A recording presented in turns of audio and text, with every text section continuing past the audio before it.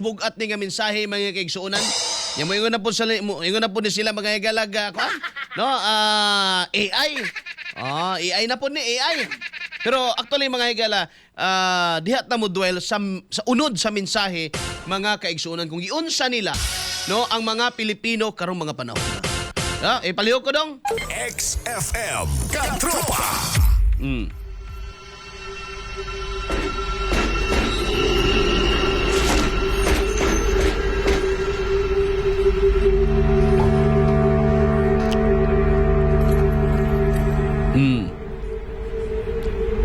Pasko na gud, Pasko.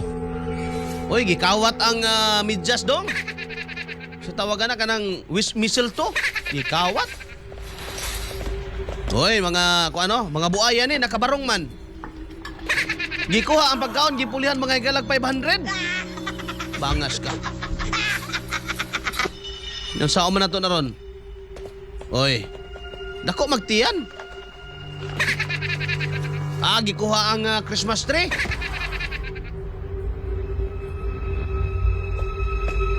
Walay maligayang Pasko. Bangkat gyapon. Kuyawa ni nga mga tawhana. Nagsasaya ang mga adik. Nagdiriwang ang mga kriminal.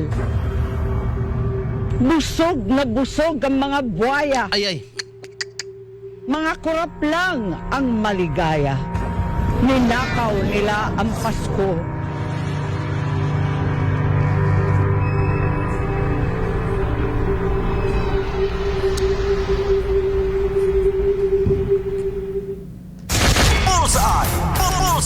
Alas 7:42 na mga higala ang tagna sa atong pagpanagabanuban.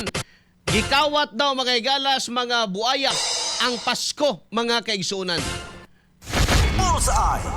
Maunay mensahe ni Senador Amy Marcos no ngadto mga higala sa mga bagagnaong no nga mga kawatan ng money.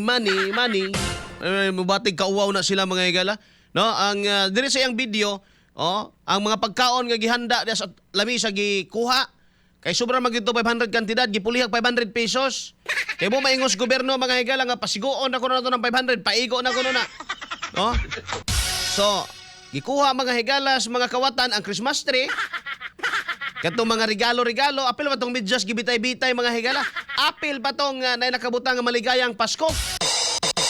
No? Kay kini mga higalang panahon karon. Kining nahitabo sa gobyerno.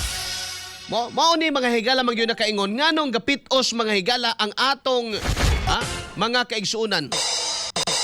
Tungod mga higala sa kailap nga pagpangawat sa pondo sa gobyerno. Imbis nga ihungit na unta nato, embargohon pa mga higala sa gobyerno. Bullseye. Imbis mga higala nga atuan na lang taong bahinon para mga higala sa ato mga bata. Kuhaon pa yun. No? Kay kulangan pa mga higala mga kawatunon. Tanawagan ni karon, labi na mga higala pagkahuman ni ining December ting renew na pod sa inyo mga businesses. Sulaig ayaw comply diha mga higala di ba?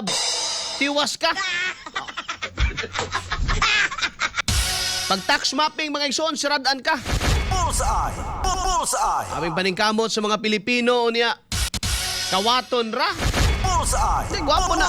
Gwapo na ka mensahe. Gwapo na ka mensahe. Gikawat nila ang Pasko. Kaya supposed to be mga higala ang Pasko sa Pilipino. Sadya. Ang Pasko sa Pilipino mga higala. Alegre. No? Abunda. Pero unsaon man yung mag-abunda-abunda ron mga higala nga ang mga palaliton. Pati akong anak lagi gahapon ni uban may mga higala sa palengke ana siya nga, hala, ang Bombay tag 200. Pero gipanghinambog na mga higala sa gobyerno nga doon na kuno SRP. So laig pamalit mga higalag lamas karon o was nasunod ba nang giingon mga higala nila nga suggested retail price. So laig kamo ka pamalengke man gyud mo diha tanawa na pila mga higala kilos Bombay di aron. 200 pesos mga higala. Pangutan-a sila. Ngano 200 man ang inyuhang Bombay? Ang tubag mga higala, sir, lugi na mi. Kung among sundon itong 120, saan na pagsunod 120? 120 ang kuha na mo dito sa... Or, bisan pag may 100 kuha na mo, bisan pag 80 o 40 na lang imong ginansya na mga higala, wala gi-consider ang imuhang transportasyon, no? Ang storage ba nga igsoon, wala na. Oh, pero ting lugi mga higala ano, magnegosyo pa man kag malugi naman lang. Bullseye! Bullseye! Pero ang mga pasiatab karon, oh, di ay na mo pamalit mga higalag, ano mang maglagot ko ba nga, ngano man gyud ning balita og ang palengke usahay di magtakdo. Kay ang balita mga higala ni sa DTI o sa Department of Agriculture o ang ilang mga higala mamahayag, manok-manok na lang sa daw mo. Kay ang manok mas barato mga higala kaysa isda. Kita man lagi kung matambaka mga higala nga 180 lagi. Ngano man ang inyong matambaka das Manila nga tag 300 ba ang kilo, asa man lagi ka na matambakahan? Ha? Ngano man lagi mga higala nga nakita man tag 180. Oh, yang manok may higala 200 man jud, 220. Oh, ipamanok no noon mga higala kay kuan ko no kining mas barato kunong manok karon kaysa isda. Daan naman na. No?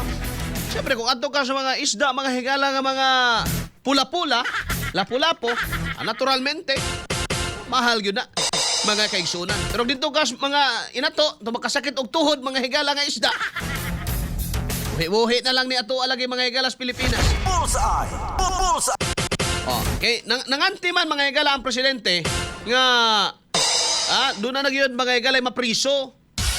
No, sa dili pa mo abot ang Pasko, mga kaigsunan. Oh.